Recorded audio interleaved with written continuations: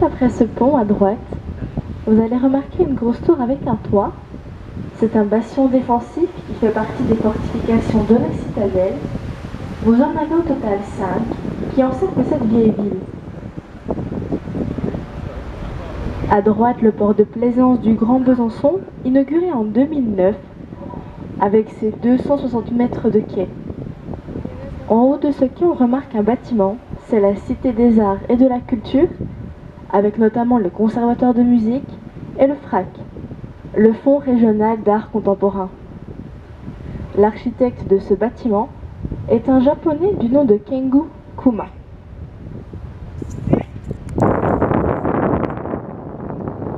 En haut à droite, on aperçoit la citadelle avec la tour du roi qui domine le Doubs de 118 mètres.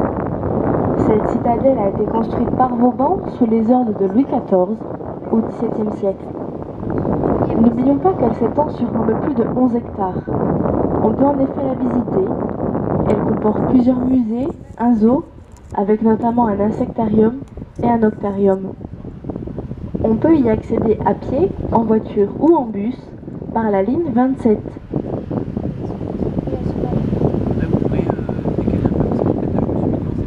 En face, 2 ponts de chemin de fer. Le premier est toujours en activité. Sa ligne part de Besançon à moins de 300 mètres d'altitude et termine sa course dans la ville de la Chaux-de-Fonds, en Suisse, à 1000 mètres. Quant au second pont, il n'est plus en activité et appartient à la ville. Aujourd'hui, il est piéton.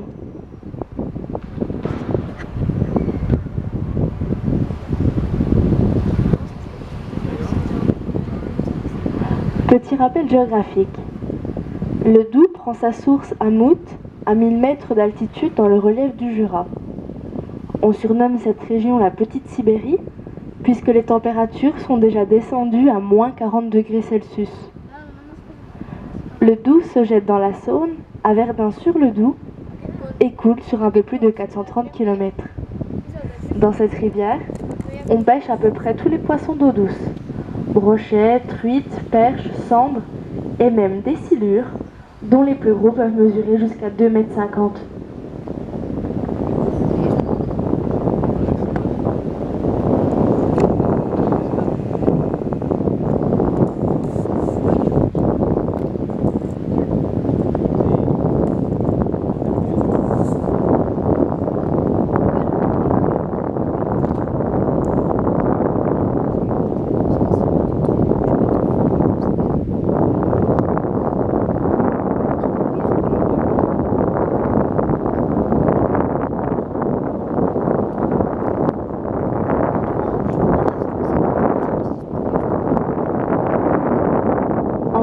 Au loin, au-dessous de ces péniches, on remarque la tour du guetteur, qui date du Moyen-Âge et qui est classée monument historique.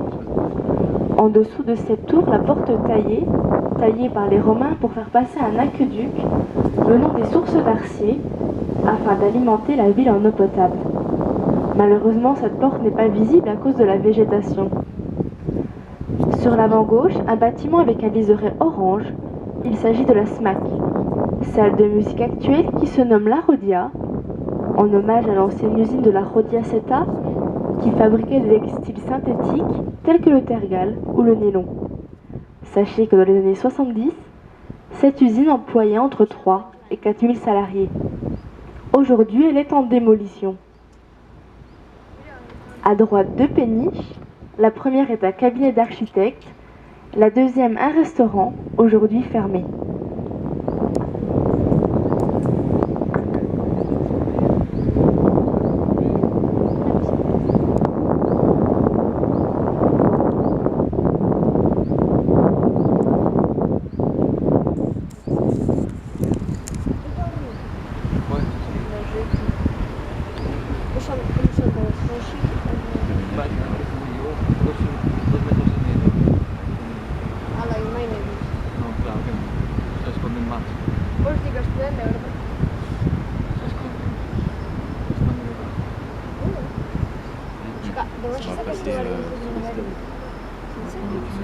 Bueno, al fútbol del mar del río.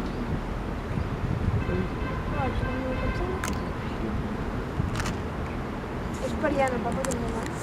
Seríem Ranger destinazione, no? Ma non Ranger destinazione 3.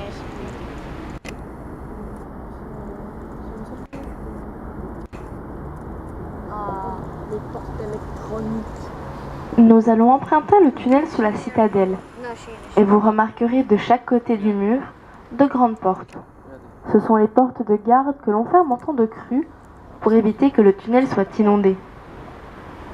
On remarque également des feux de signalisation puisqu'ici on ne peut pas se croiser. Ce tunnel a été construit en 1878 par des ouvriers italiens. Il a fallu 4 ans pour le creuser. Il mesure 388 mètres de long sur 8 mètres de large avec le chemin de halage que vous aurez à gauche. La profondeur du canal varie entre 2 et 4 mètres et la citadelle se trouvera à 100 mètres au-dessus de vos têtes. Ce tunnel a été creusé pour éviter aux péniches de commerce d'emprunter le centre-ville. En effet, l'ancien pont romain, aujourd'hui pont battant, avec ses gros piliers et ses petites arches, freinait considérablement le débit de la rivière, rendant la navigation difficile, voire dangereuse. On a donc creusé ce tunnel et fermé l'écluse du Moulin Saint-Paul pendant un siècle.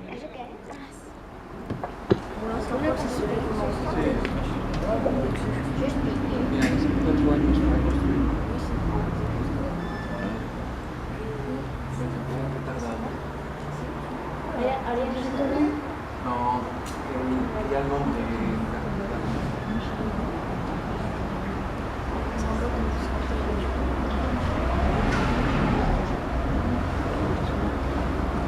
tu peux faire la même chose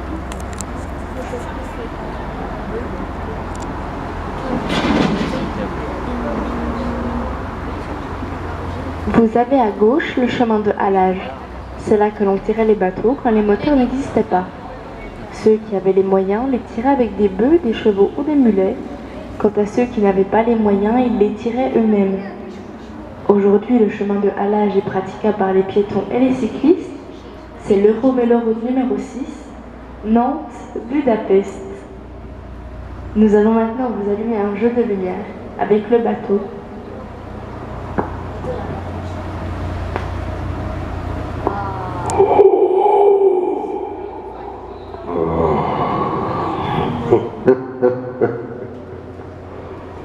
Je suis le fantôme du tunnel. Je croque tous les enfants qui ne sont pas sages.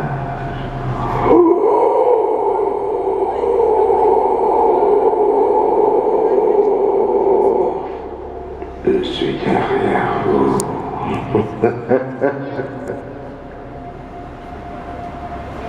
Alors en face, vous avez l'écluse 50 que l'on nomme en termes de navigation.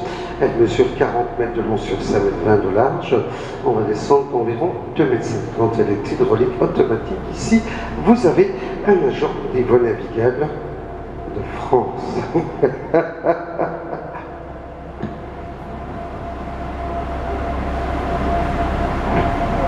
Je suis encore là.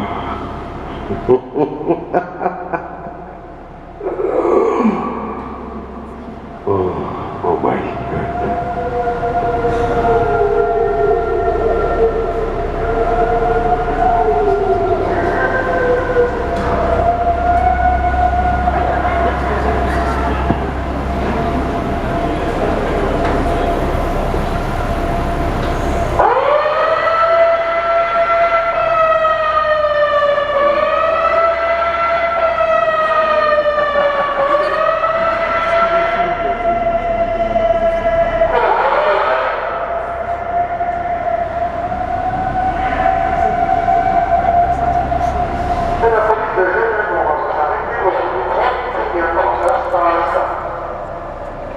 Adieu. Adieu. Je reviendrai.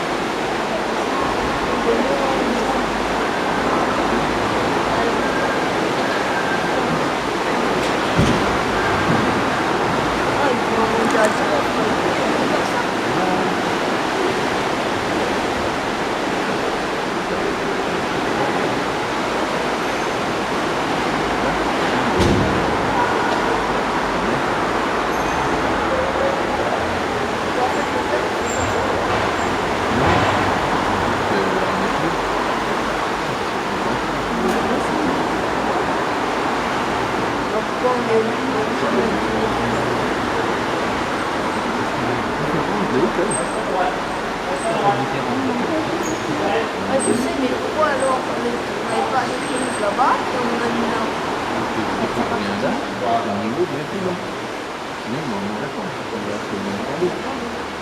Ils ont levé de l'eau.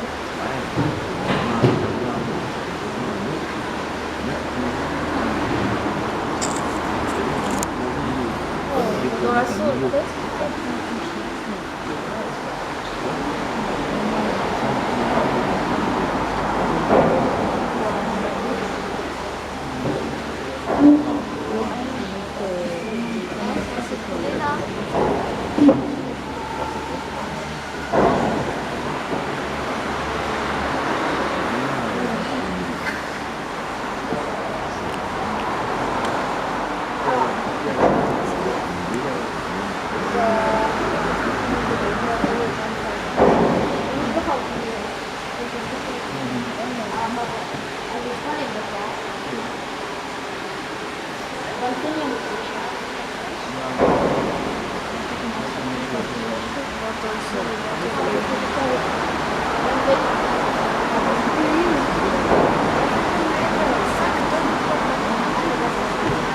Il a fait plein. Il a fait mille.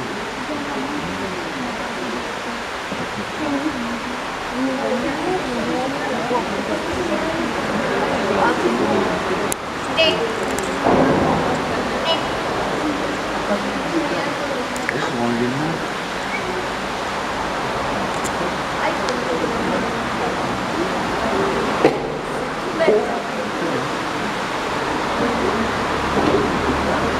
En face, vous avez la colline de Cheval.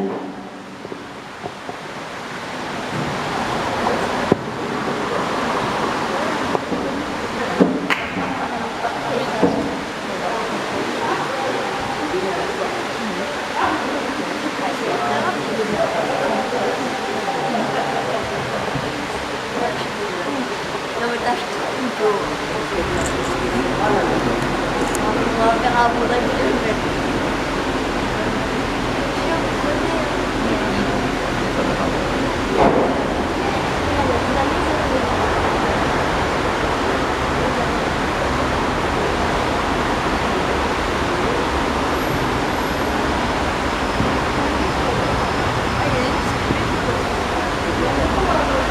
Nous avons maintenant accès au bassin de Paragno. Ce bassin a une particularité, c'est d'avoir deux écluses, l'une en direction de la Saône, le Rhône, une autre en direction du Rhin. Cela signifie que c'est le canal du Rhône au Rhin, Rhin-Rhône.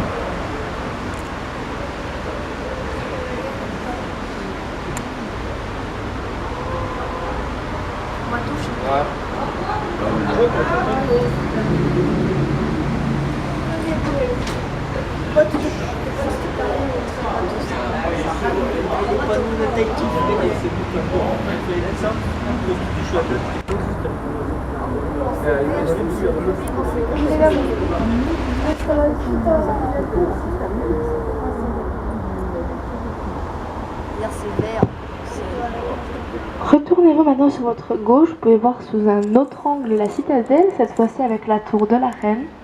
Tout à gauche, vous avez une petite tour que l'on nomme une échauguette. Alors sachez que le roi Louis XIV est venu en 1683.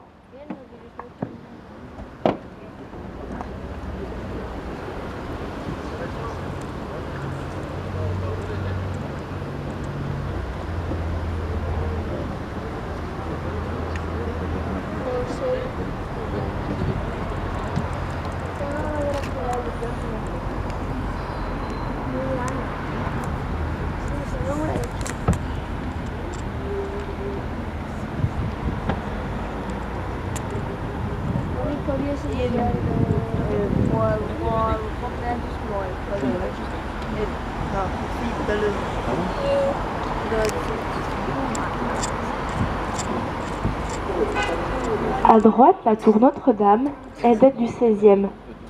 Et en contrebas, vous allez remarquer un mur restauré suite à la percée du tunnel routier à droite de cette tour. Ces murailles et ces meurtrières font encore partie des fortifications.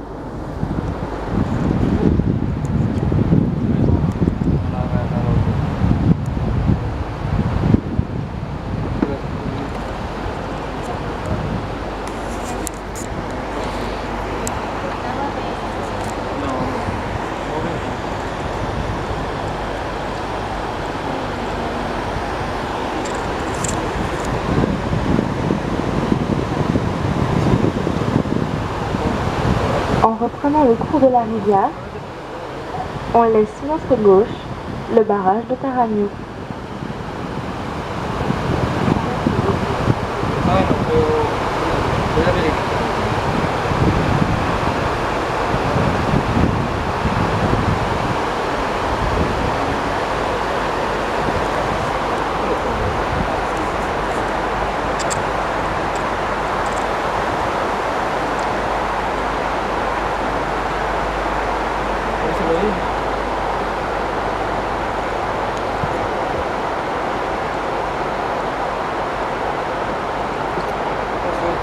En face, on remarque un petit pont.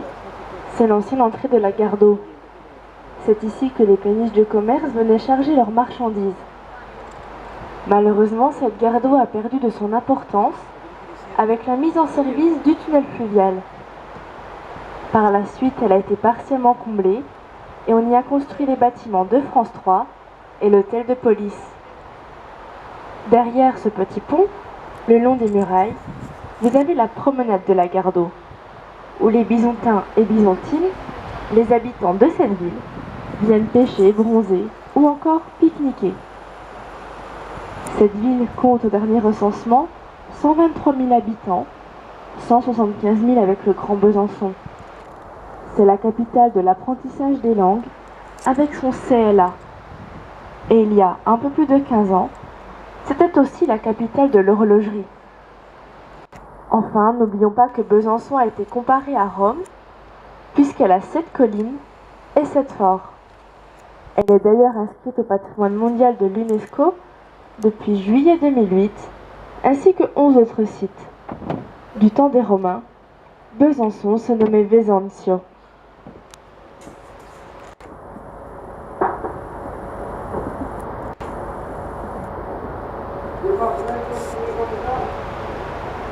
Vous pouvez maintenant vous retourner sur votre droite et apercevoir le clocher de la cathédrale Saint-Jean, typiquement franc-comtois. Elle date du XIIe et vous avez entre autres l'horloge astronomique.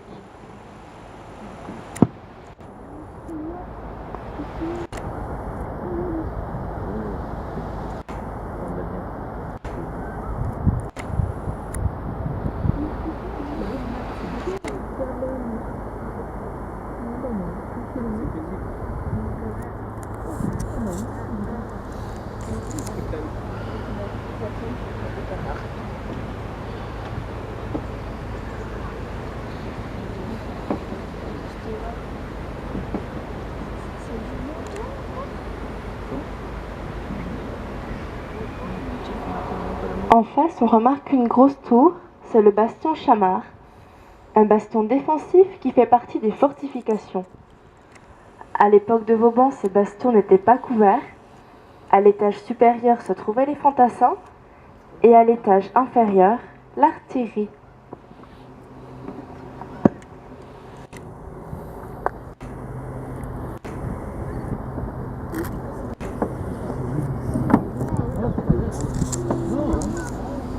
Non. Ils doivent pas la lâcher. Ah ouais. À la balistique aussi. Hein? Ouais. Ouais, tu balances la balistique. Non.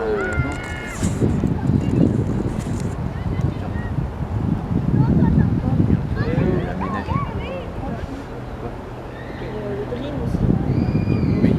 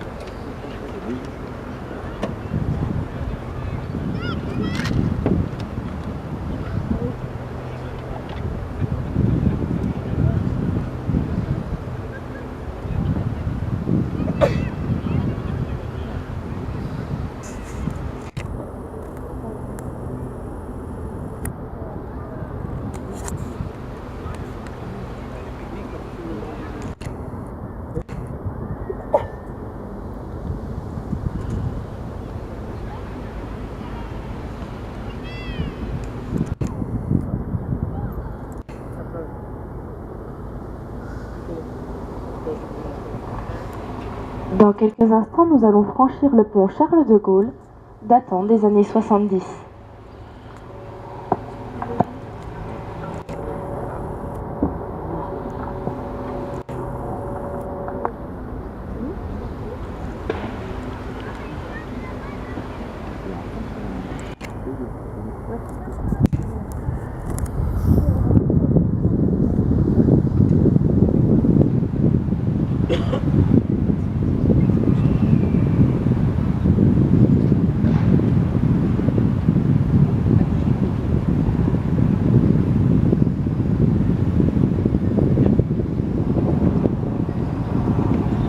En face, on remarque un bâtiment de conception assez moderne. Il s'agit de la City, avec entre autres le CLA, le Centre de linguistique appliquée.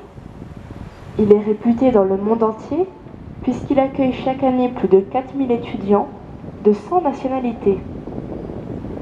Toujours en face, un bâtiment récemment rénové avec un petit dôme. C'est la première cité universitaire datant de 1932. À droite, sous ces arbres, vous avez la promenade Chamard. Au XVIIIe, elle était considérée comme l'une des plus belles d'Europe. Malheureusement, elle a été partiellement réaménagée en parking. Chamard signifie champ de Mars, et c'est ici que les Romains venaient s'entraîner. À gauche, le Cabinet,